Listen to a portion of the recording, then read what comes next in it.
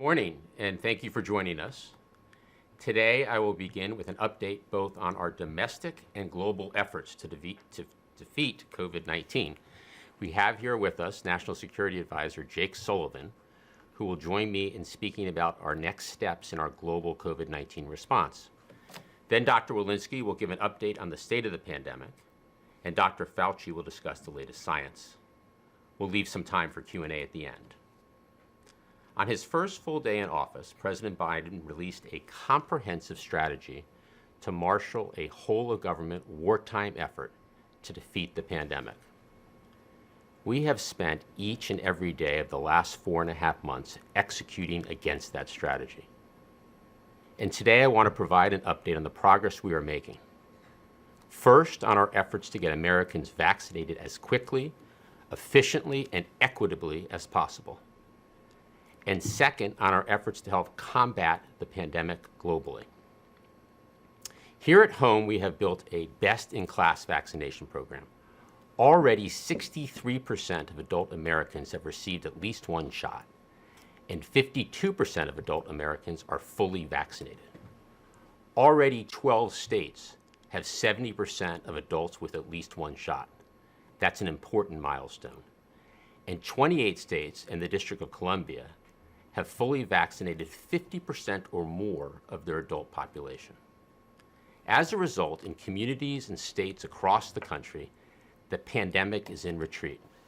Since the president took office on January 20th, cases are down over 90%, and deaths are down over 85%.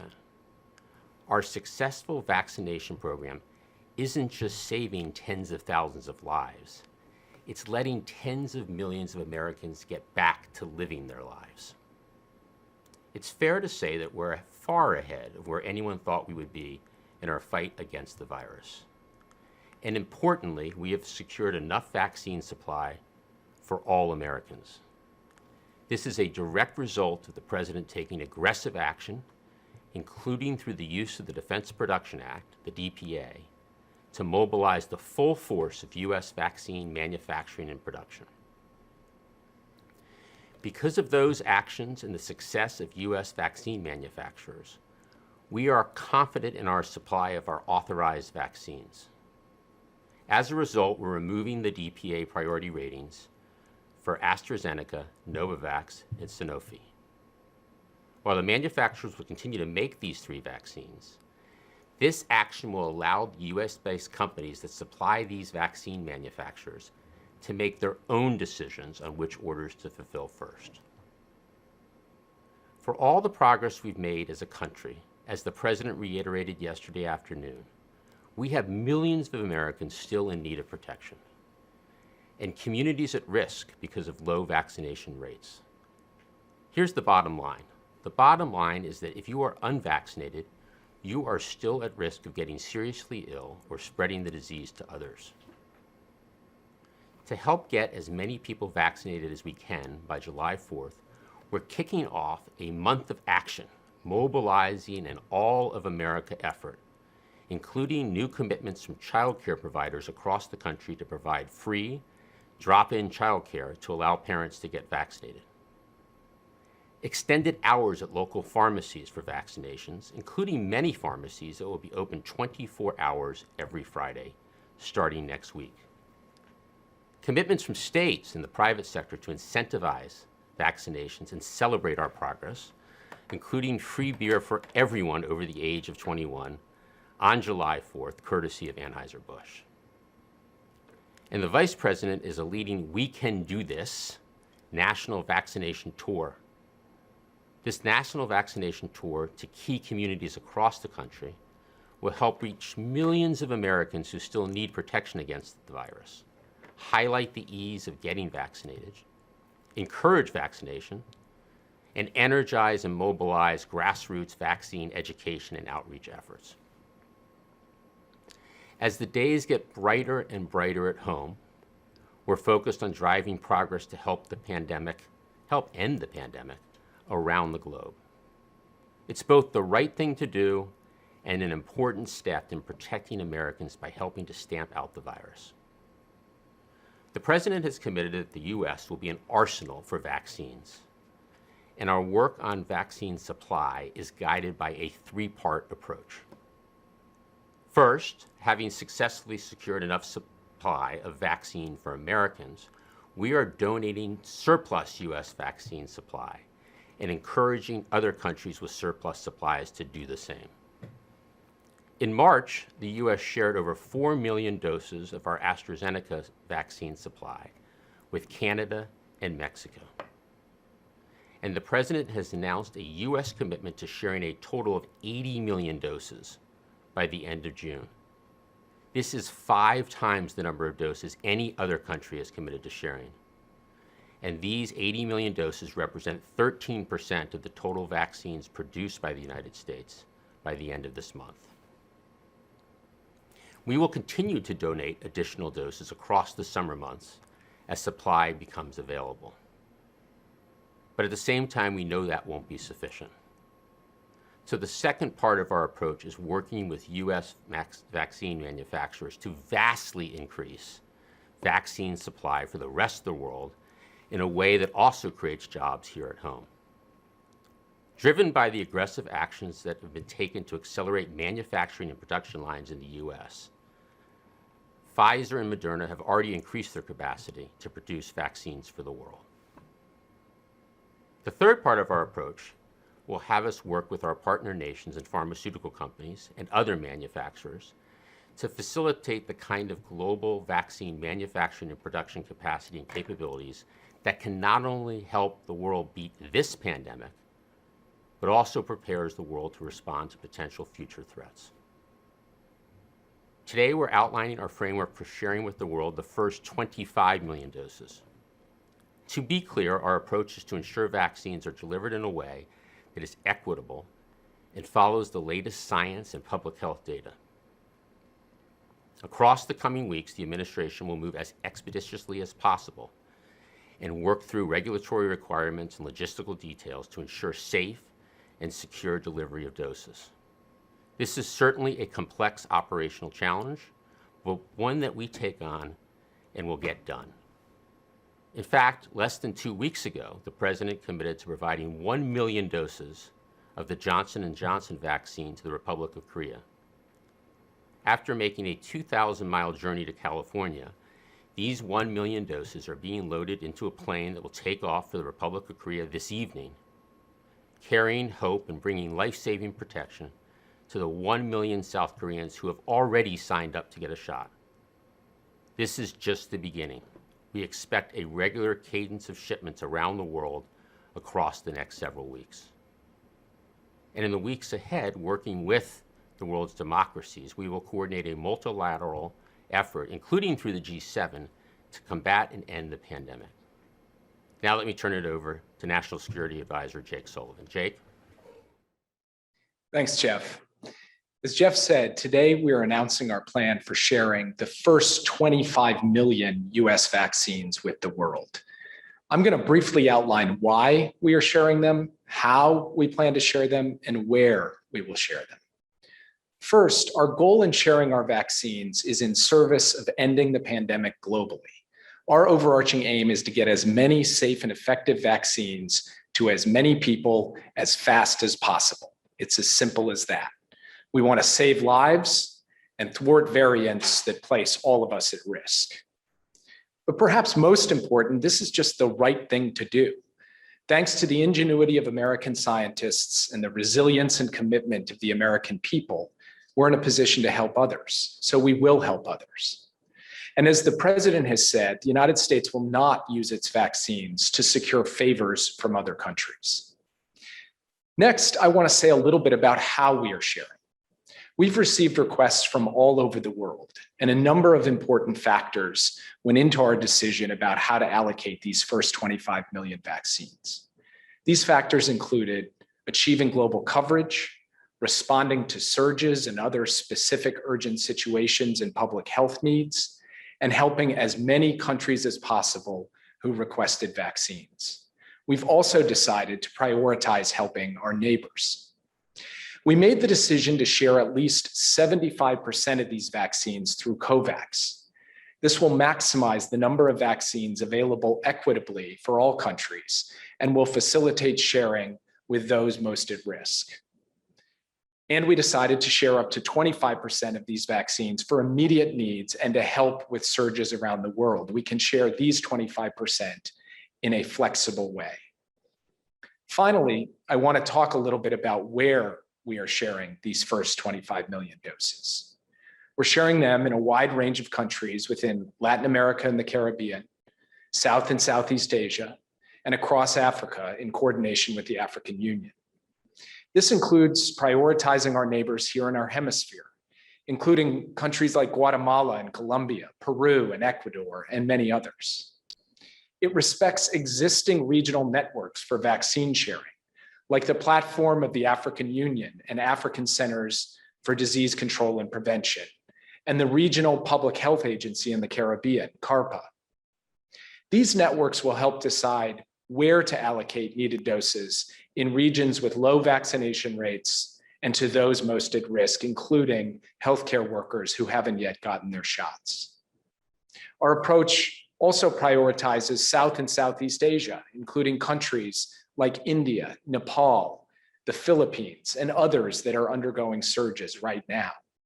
It recognizes our closest neighbors, Canada and Mexico, which received our first shared vaccines, and friends like the Republic of Korea, where our military shares a command.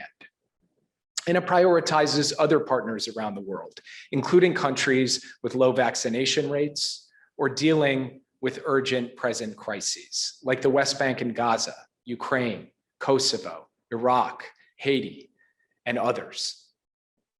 In the days ahead, we will coordinate closely with COVAX and with countries that will receive our vaccines. And as Jeff has said, this is only the beginning. The president has committed to sharing doses on an ongoing basis, starting with 80 million by the end of June. We will continue to donate from our excess supply as that supply is delivered to us. We will work with our international partners to get ahead of the virus, to follow the science, and to help countries in crisis. We also know that this won't be enough to end or reduce the lifespan of the pandemic. And that's why we're working with allies and partners to expand the production of vaccines and raw materials, including here at home, as Jeff described, and by building capacity around the world. We're also working with our G7 partners on a larger effort to help end the pandemic so that the world's democracies deliver for people everywhere. And we will have more to say about this next week when the G7 leaders meet in the UK. We will continue to build on our existing health and health security efforts focused on stopping the spread of COVID-19, increasing vaccination, detecting outbreaks and variants, responding rapidly to flares, and critically recovering economically here at home and around the world. And we will do so in a way that strengthens our global public health institutions and our ability to come together as an international community to defeat not just this pandemic, but the next one and the one after that.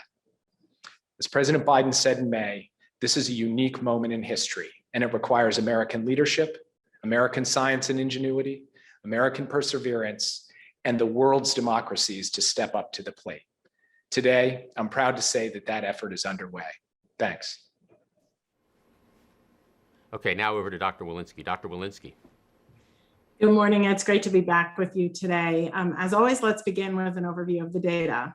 Yesterday, CDC reported a little over 9,300 new cases of COVID-19. Our 7-day average is about 15,600 cases per day. This represents a decrease of more than 30% from our prior 7-day average. And more importantly, it is a 94% decrease from the peak of COVID-19 cases we reported in January of this year. This is the type of news I like to deliver, and certainly these data are encouraging and uplifting as we battle this pandemic.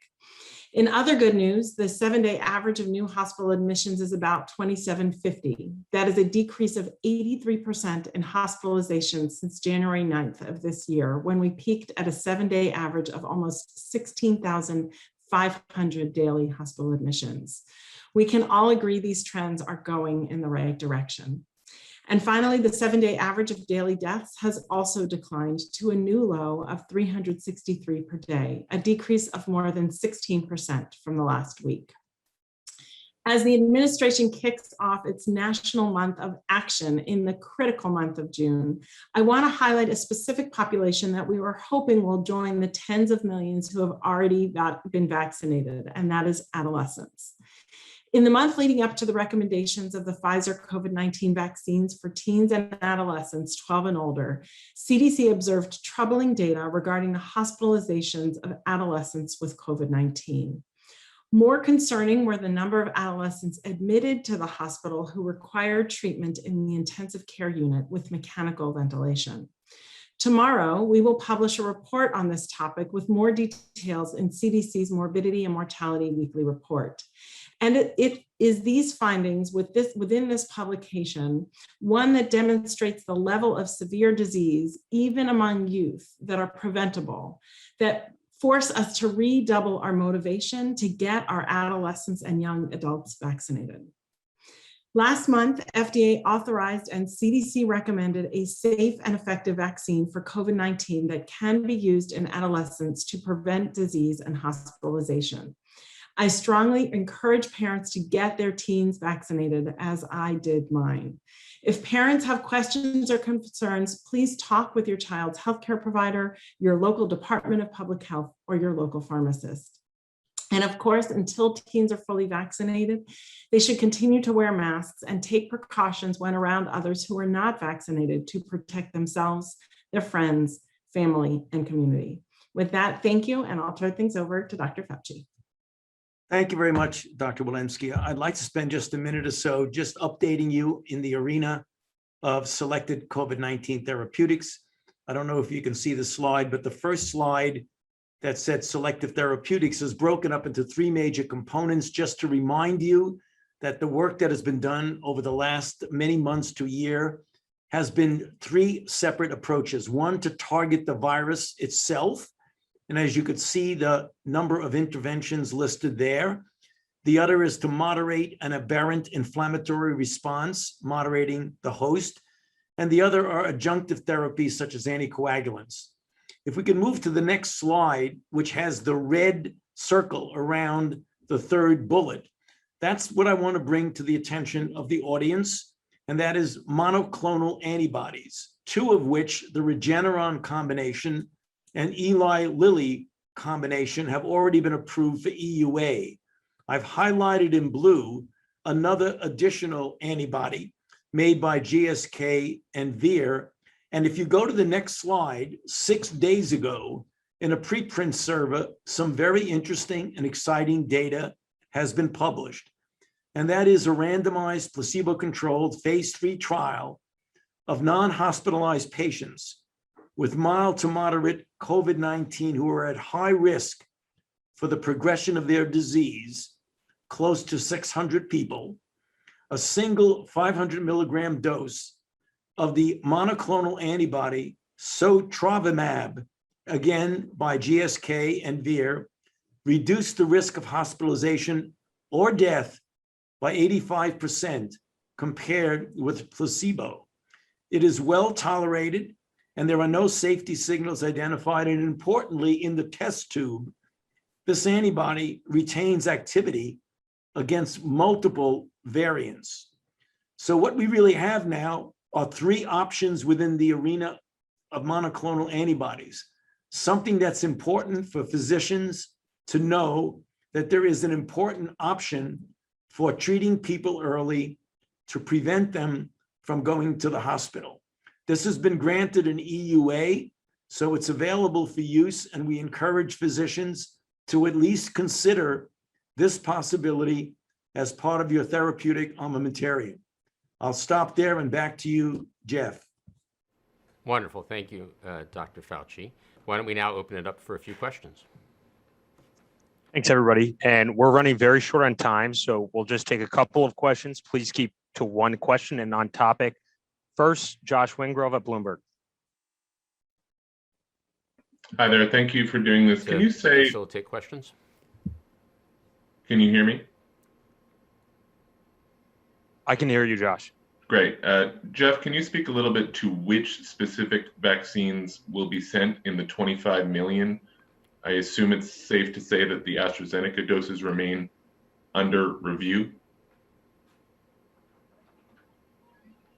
Okay, I think we're working on some technical issues, and hopefully we were able to open it up for questions soon. Jeff, let me know if you can hear me, please. Yes. Great, great. I was just wondering if you can say which vaccines in particular will be sent among the 25 million. I assume that the AstraZeneca doses remain under review and are not available. Have you decided or sorted which will be the 25 million? Good question, and thank you for the question.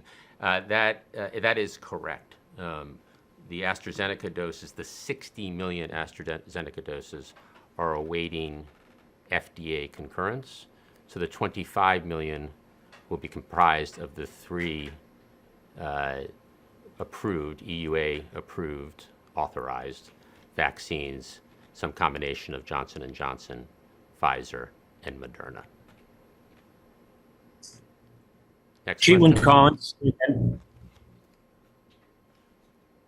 Thanks so much, Jeff.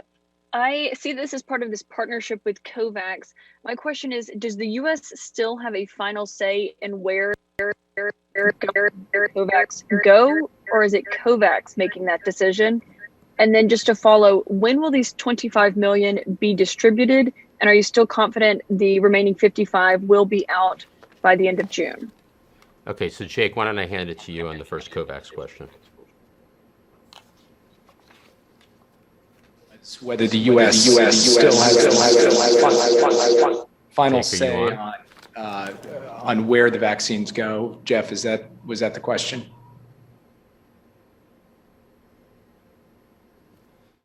Yes. The question on COVAX, do you want to handle that? And then I'll handle the second piece. We may be having some audio issues here, but as I understand it, the question was whether the United States still has the final say as to where the doses go that are being shared through COVAX. And the answer is that the U.S., working with COVAX, has taken COVAX's list of countries, the doses that are allocated to each of those countries, and we, the United States, have made selections against that list in coordination with them, so that we will retain the say in terms of where they go. Now, in the case of the African Union, we are sharing with the African Union, who will ultimately be making the determinations about how to allocate within Africa. And in the case of the Caribbean, we'll be working closely with CARPA, the public health authority in the Caribbean, who will be making some of the key determinations for where the doses are allocated. But ultimately, the United States will have the authority to say the doses are going here as opposed to there, but that will be done in very close consultation and partnership with COVAX, and crucially, according to COVAX's formula, and then using the COVAX logistics capacity and delivery capacity to ensure that these doses actually translate into shots in arms that help save people's lives. So on the second part of the question, we are already sharing doses. Less than 2 weeks ago, the president announced plans to share doses with Korea. As I mentioned earlier, those doses are in flight now. We've announced plans to share about 13% of the vaccines produced for the U.S. by the end of June. That's the most of any nation, and that's the 80 million. So over the coming weeks, we'll work to get those doses to countries and get shots in arms as soon as possible. As we do so, we'll work through logistics, like medical agencies coordinating to ensure safety and regulatory information to share, supply teams to ensure that we have the necessary needles, syringes, and alcohol pads, transportation teams to ensure proper temperature storage, prevent breakage, and ensure the vaccine immediately clears customs. So the process to export the first 25 million is underway in coordination with foreign governments. And the president has committed, as we talked about earlier, to sharing 80 million doses by the end of June, and we will deliver on the president's commitment of 80 million doses by the end of June. All right, last question, and sorry for the technical challenges. Cheryl at New York Times. Hi, thanks for taking my call. I wondered if you could be a little bit more specific about the 25% of the doses that you are reserving for, immediate use, the flexible doses. Where are those doses going? Over to Jake.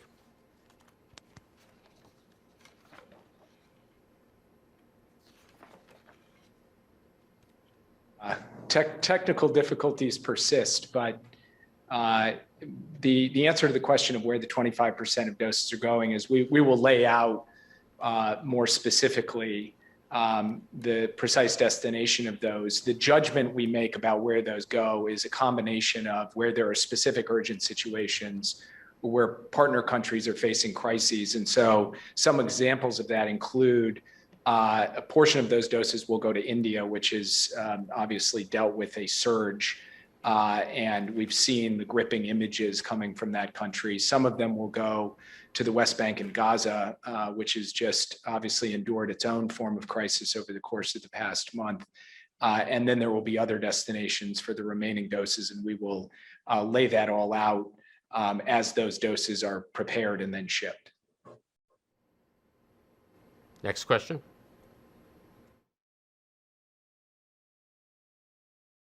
We'll do one more question to Zeke at AP. Thanks you all for doing this. Could you say, Jeff, where the doses are coming from? Are they coming from states' excess inventory, or the pool of federal supply right now, or directly from the manufacturers? Number one, and then for Jake, could you explain how this is consistent with the president's sort of guidance that that there would be no strings attached to these vaccines if the U.S. is still maintaining ultimate say-so about where these doses go, and reserving all these doses for bilateral partners, such as giving to allied troops, rather than why not just give it all to COVAX for the world to be shared where it's needed immediately?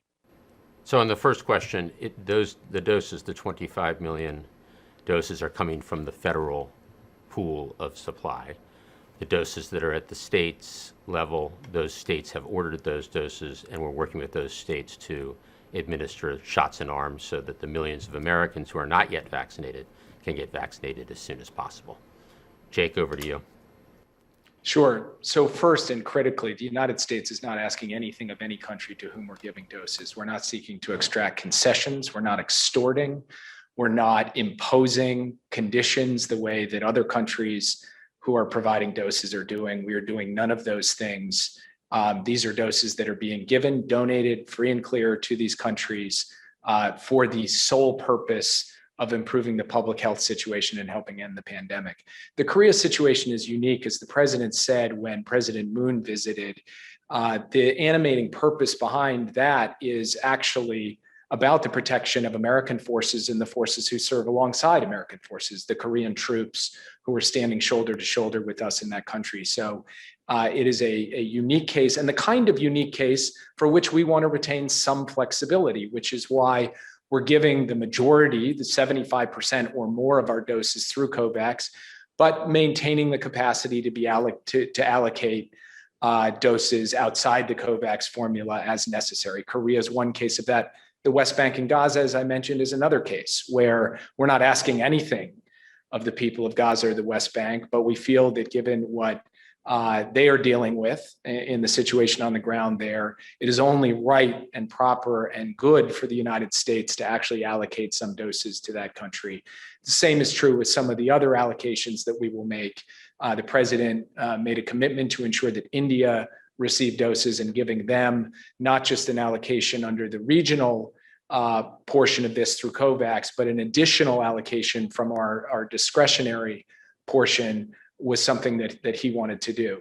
Again, the basic bottom line on this is that the United States is not doing this as some kind of back and forth deal where we're getting something for what we're giving. We are giving these for a single purpose. It is the purpose of ending this pandemic, and we are doing so in a way consistent, we believe very strongly, with the public health requirements that will help hasten the end of the COVID-19 pandemic. Why don't we have time for one more question?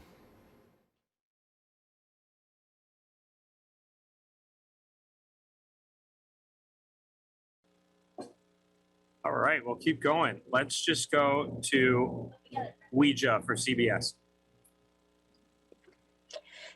Thank you so much. My question is actually for Dr. Walensky. As you launch this big push for vaccinations ahead of July 4th, and this morning on CBS, you listed several reasons for why people may not be getting vaccinated yet. I'm wondering if you are making educated guesses or if you have any data and figures to show why some people are still holding out, especially in the South where rates are relatively low. Next question.